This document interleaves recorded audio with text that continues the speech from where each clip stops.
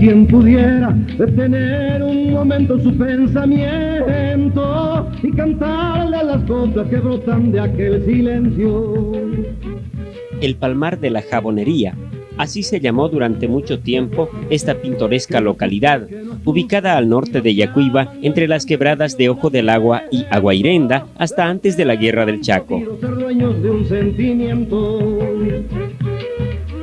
Su fundación data de 1842, cuando el general Rodrigo Magariños y sus hombres, luego de la batalla de Ingadi, se propusieron colonizar el Chaco en base al decreto del 22 de noviembre de 1841.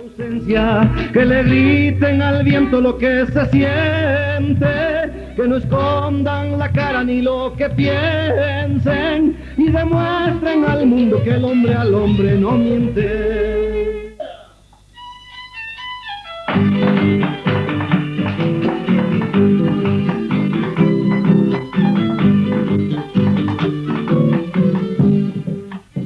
En 1872 se crea el Distrito Territorial del Gran Chaco. 4 años más tarde se crea la provincia. Luego de las concesiones otorgadas por el gobierno a las empresas de explotación de petróleo, Sanandita florece, pero hubo sin duda un efecto multiplicador en el Palmar y la producción agrícola y tradicional fue incentivada. Eso de Sanandita, cuando yo estaba en esos tiempos, pasaba en camión, cuando estaban abriendo la Sanandita, pasaban la cañería en camión. No, carros en mula era. Carros en mula, unas 3, 4 mulas así acollaradas y así pasaban tirando el carro con cañería. Un montón de carros. Y así anda carro la cañería Sanandita. Sí, a Sanandita. Es un poco ha traído progreso, ¿no? Las empresas petroleras. Pues, claro, pues. Y así han ido haciendo, mire, ya mire, ya todo eso, ya digo, no, ya se lo han hecho.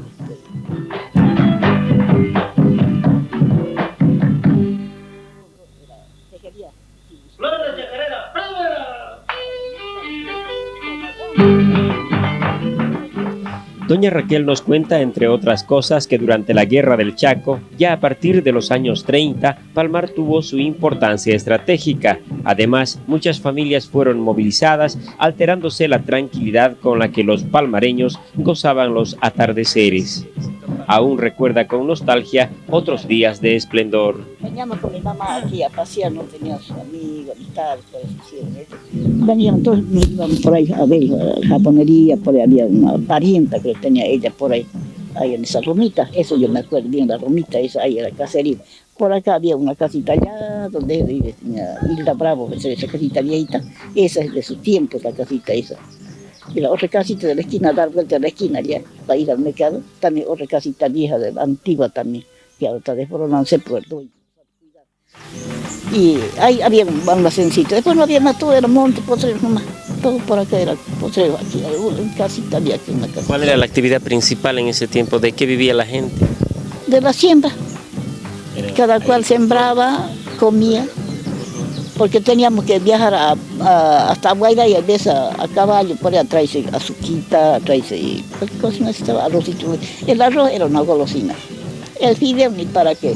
Traían allá cuida el fideo, se apolillaba porque no lo compraba la gente. Acostumbrada así a comer poroto, maíz, nada más de lo que uno sembraba. Ese era todo, zapallo, entonces había mucho zapallo, sandía, que cuántas cosas uno sembraba se daba y nunca se emplagaba. Era lindo pues esos años.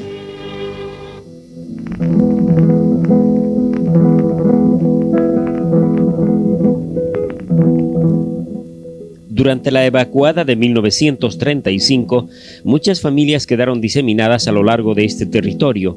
Uno de los acontecimientos más sonados, narrados por el profesor Ernesto Dols Guerrero en su libro El Chaco y su historia, es sin duda la rebelión militar, ocurrida en 1938, cuando un grupo de militares se rebeló en contra del gobierno de entonces, precedido por el presidente Germán Bush.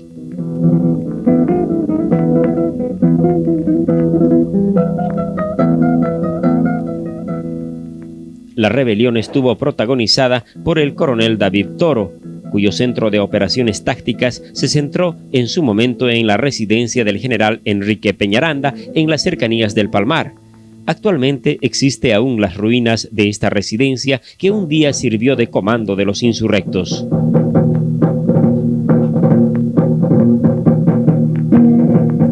La Revolución del Palmar tuvo connotaciones nacionales y, aunque no prosperó, no deja de ser una referencia importante en la historia de este pueblo.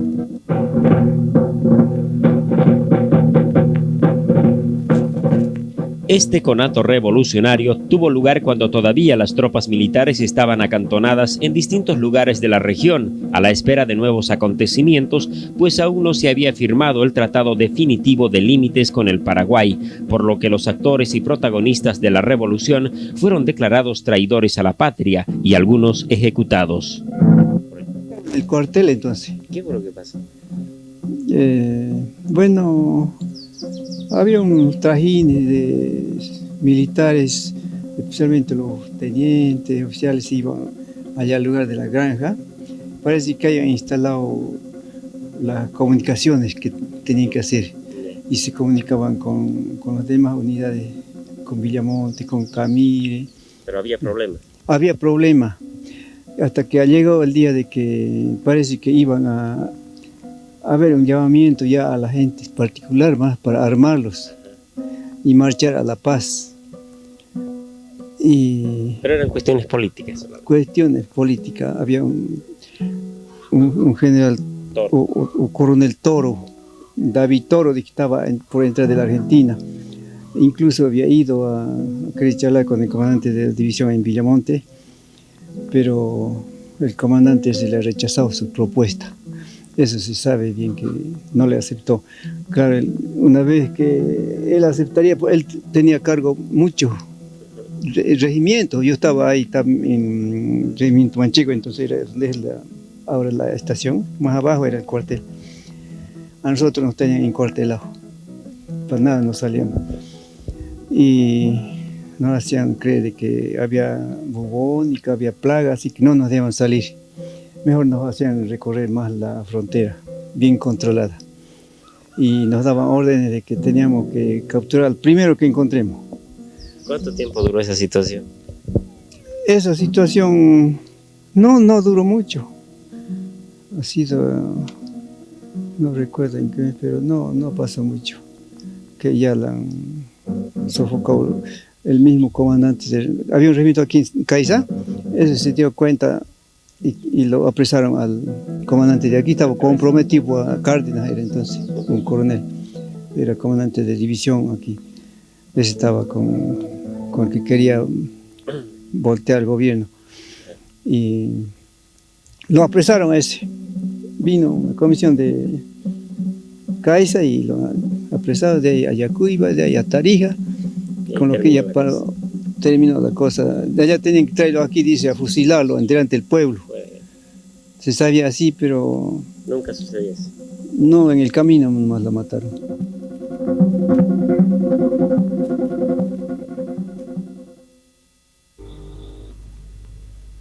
Soy nacido en el Gran Chaco, me dicen la pajuerana, traigo chaña de mistol y charque de orejana.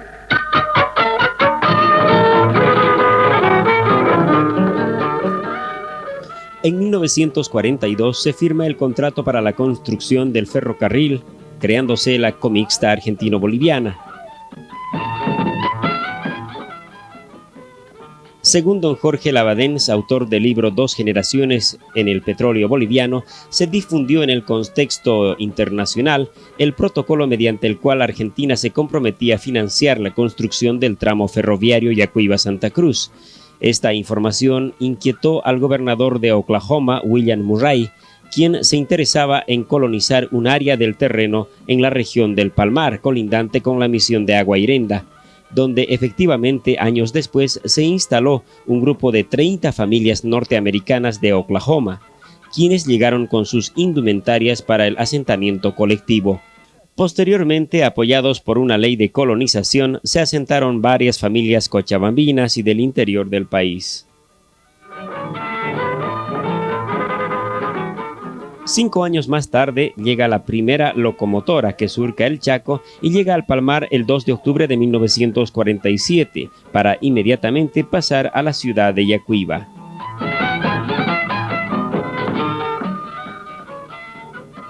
Con relación a este acontecimiento importante sin duda, Óscar Valdés Alba en su libro Juan Romero dice: cuando llegó el primer tren, balaba como ternero, zumbando en los potreros, como ese ruido de latas, hacía temblar las chacras como por un aguacero.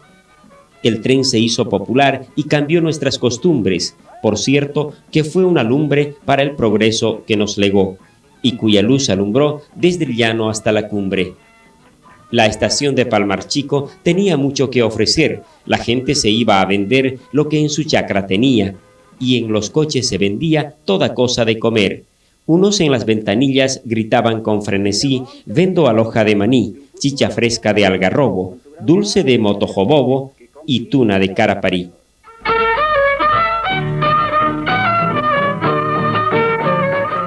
El ferrocarril comienza una nueva etapa en la vida de los palmareños y los chaqueños en general, pues un medio de transporte rápido, eficaz, ayudó en un primer momento a sacar parte de la producción agrícola a otros mercados del interior, inyectando así un importante incentivo para la producción agrícola y pecuaria. La ganadería, superando los embates de algunas plagas, florece, y el Palmar, al igual que otras estaciones, se convierte en centro de carguío de ganado en jaulas de ferrocarril para el interior y exterior del país.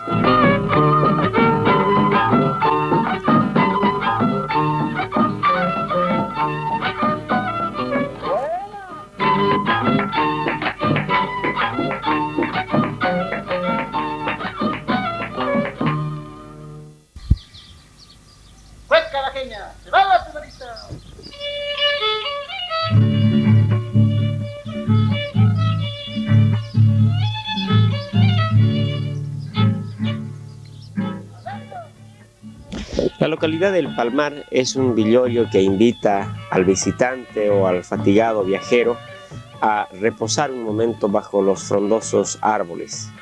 El Palmar tiene paisajes que un poco recuerdan lo que en otrora fue la ciudad de Yacuiba.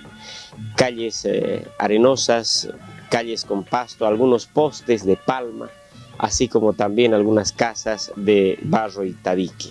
Aquí en la localidad del Palmar funcionan dos establecimientos educativos bastante importantes, por cierto, ya que alrededor de lo que significa la jurisdicción de esta comunidad no existen otros centros educativos cercanos. Rufino Salazar y el Palmar, que durante sus años de existencia, sus buenos años de existencia, han dado gente, hombres y mujeres, que han sabido poner en alto precisamente el nombre de su localidad. Estamos hablando tal vez de un Pablo Ramos Sánchez, que ha sido rector de la Universidad de la Ciudad de La Paz por muchos años. Estamos hablando de un Jesús Urzagaste que ustedes conocieron a través de nuestro anterior programa.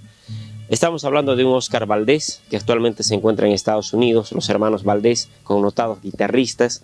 Estamos hablando de don Juan Castillo Ruiz, conocido radialista de nuestra comunidad o de nuestra ciudad en Yacuiba, la profesora María Luz de Panique, también escritora, poetisa y educadora, así como ellos, grandes hombres y mujeres que profesionalmente han sabido poner en alto el nombre de su localidad. De acuerdo al Censo Nacional de Población y Vivienda, aproximadamente 3.000 habitantes viven en este villorio, que, como decíamos, es importante no solamente por su historia, sino también porque aquí año tras año se realiza la fiesta de la tradición chaqueña. Una de las pocas comunidades que aún tiene latente una actividad que es tan tradicional del Chaco boliviano, con el esfuerzo de sus propios hijos.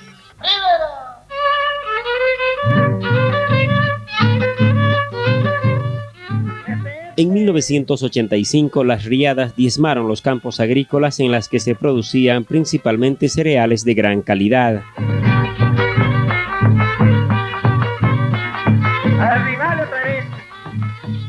El Palmar cuenta actualmente con un moderno hospital en proceso de implementación, una cancha polifuncional en el barrio La Tradición, y la poca infraestructura urbana lograda fue en las anteriores gestiones municipales a través de la Corporación de Desarrollo Codetar. Azoga Chaco construye actualmente su sede, donde antes funcionaba el viejo hospital del Club de Leones, y cuenta además con su propia curtiembre. Al inaugurarse la carretera asfaltada, hubo necesidad de ampliar la energía eléctrica, aunque persiste las deficiencias de alumbrado público. Sin embargo, la preocupación más notoria es la falta de agua potable en vastos sectores de esta población, lo cual significa el principal problema que se tiene actualmente.